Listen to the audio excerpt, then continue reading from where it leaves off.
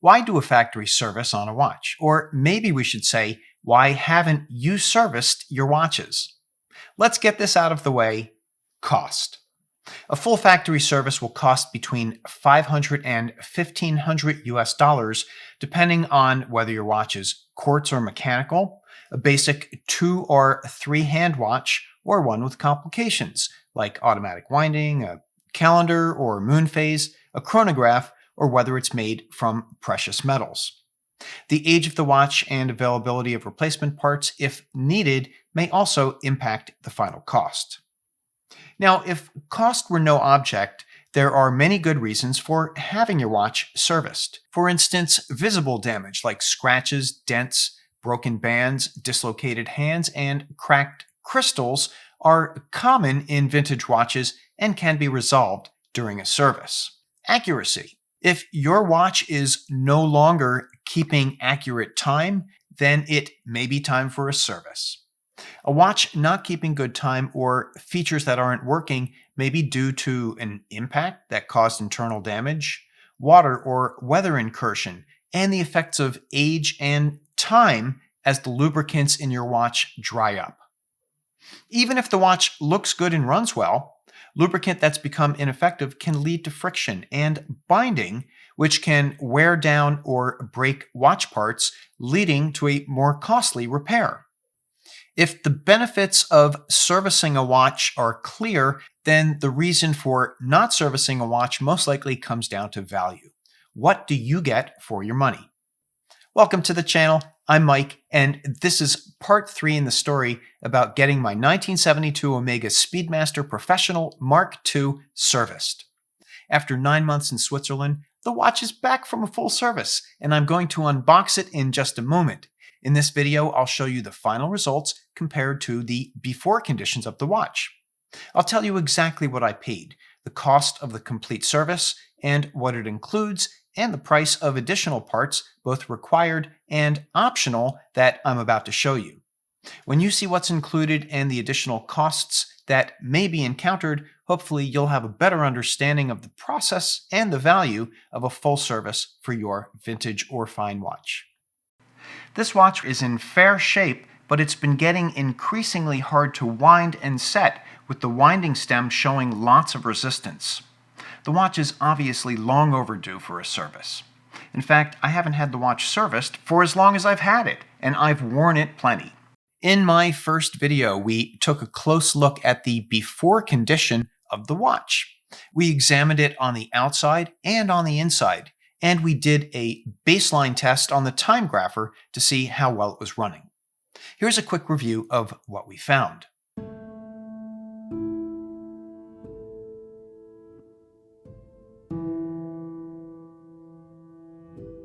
Looking at the outside of the watch, you can see scrapes and dents on the case, bracelet, crown, and pushers, and scratches and chips on the crystal. Under the microscope, you can see oxidation and discoloration on the dial, which is probably caused by moisture. A close look at the hour and minute hands shows that the luminous inlay has discolored and no longer glows, as seen here under ultraviolet light. In addition to the scratches and chips on the crystal, there are deposits on the underside of the glass, and the built-in tachymeter ring around the outside of the crystal is degraded to the point where it can't be read. Opening the case back reveals a gasket that has completely dried up. Fortunately, the movement is shiny and running happily. Chronograph start. Stop. And reset. Although there's evidence of dried lubrication and pooling of oil in unexpected places. With the back off, you can also see corrosion on the inside of the chronograph pushers. After a good wind, the watch was placed on the time grapher. This device listens to the ticks and tocks of the watch with a microphone and displays the rate, whether it is keeping time fast or slow, and the amplitude or how strong the watch is running. With the watch dial pointing up, the Speedmaster is gaining more than 20 seconds per day, but has a strong amplitude around 300. The letters BE stand for beat error, the timing difference between the ticks and the tocks, which is caused by the balance wheel reversing direction.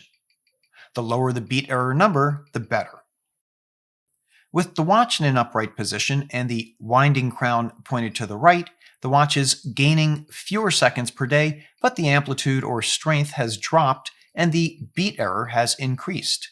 Inconsistencies between positions are a sign that a watch movement needs, at the very least, a cleaning, new lubrication, and calibration. With a properly serviced and adjusted watch, all of these performance stats should be strong and consistent in a variety of positions. Armed with my own list of cosmetic and performance issues that I was hoping to resolve, in my second video I dropped the watch off at the local Omega boutique, who further evaluated its condition and gave me an idea of what to expect in my Omega factory service, or as they say, intervention. Here's a link to my video which gives a full description of my customer experience dropping off the watch. The Omega website publicly posts the cost for a full service on their website and explains everything that's included. Their complete service includes disassembly of the case, cleaning of the movement, replacing of worn parts, reassembly and lubrication, adjustment for accurate timekeeping, cleaning and refurbishing of the case and bracelet, and reassembly, including renewal of water resistance. Each watch serviced comes with a 2-year warranty on the work they perform. This watch, being a chronograph made from non-precious materials, i.e. stainless steel, has a base service cost of $900 US. Because of the vintage nature of my watch, the intervention took place in the Omega Service Center in Biel, Switzerland, rather than in the United States-based Swatch Group Service Center. 2 weeks after dropping off the watch in Philadelphia, it had been examined in Switzerland, and Omega forwarded its findings and recommendations. I was pleased that the $900 intervention charge was to include the full movement service, new pushers, a new mineral glass crystal that includes the tachymeter scale, new hands, and a case polishing.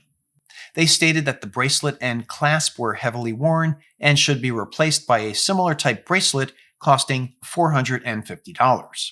It was also recommended that the dial should be replaced because water had gotten into the watch and oxidized the dial back, which could flake off and get into the movement. So I authorized the dial replacement for $241. The cost for everything was just under $1,600 US before local sales tax. If you're wondering, I was promised the service center would return all used and removed parts, which they did. Now that you know the before condition, I'm excited to show you what the watch looks like after service.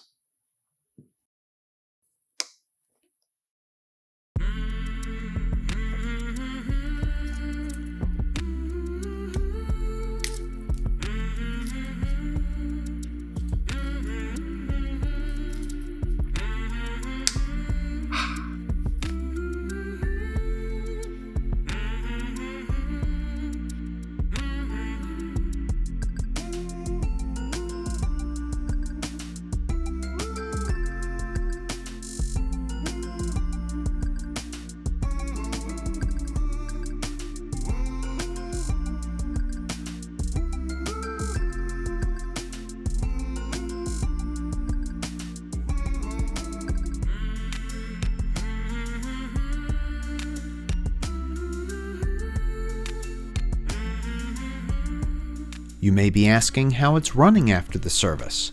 I gave it a full wind and placed it on the time grapher in the dial-up position. The watch was accurate to between 2 and 5 seconds per day. The amplitude was strong and the beat error was low at 0.1 millisecond, a respectable improvement over the before service performance.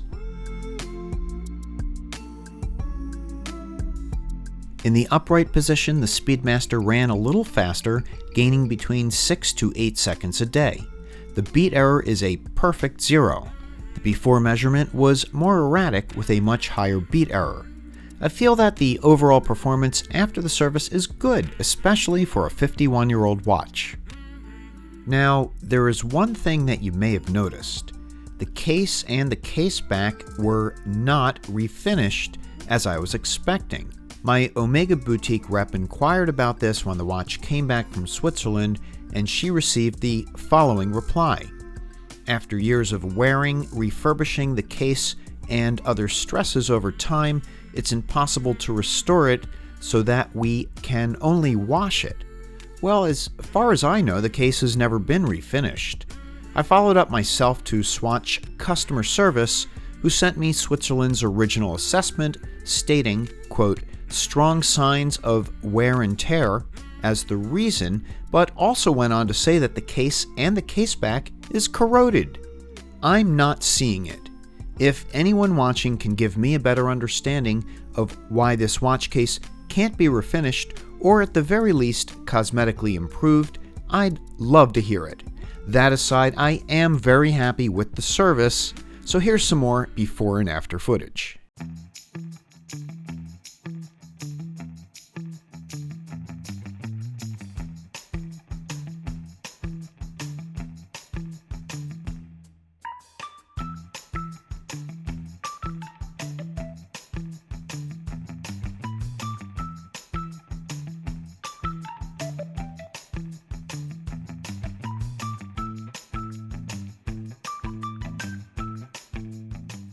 Overall, I'm extremely pleased with how the watch came out. Now that I've seen the new dial and hands through the new crystal, I find it hard to believe how rough a shape the watch was in for so many years. I suppose the scratches and those dents and dings are part of my backstory, so maybe they were meant to stay. At the top of the video, I spoke about the cost in terms of value. Now, I don't know if my $1,600 has increased the resale value of my Speedmaster by the same amount. If a watch has sentimental history, then the cost of servicing it so you can enjoy wearing it has value that really can't be quantified. This watch was left to me when I was a teenager by a dear uncle, and I plan on keeping it in the family. When I consider all the time that was put into servicing this watch, and I look at all of the parts that were replaced and how amazing the watch now looks, then I consider my service to be money well spent. My name's Mike. The channel is Watch with Mike. Thank you for joining me on my watchmaking journey. Please leave your comments down below, and I look forward to our next time together.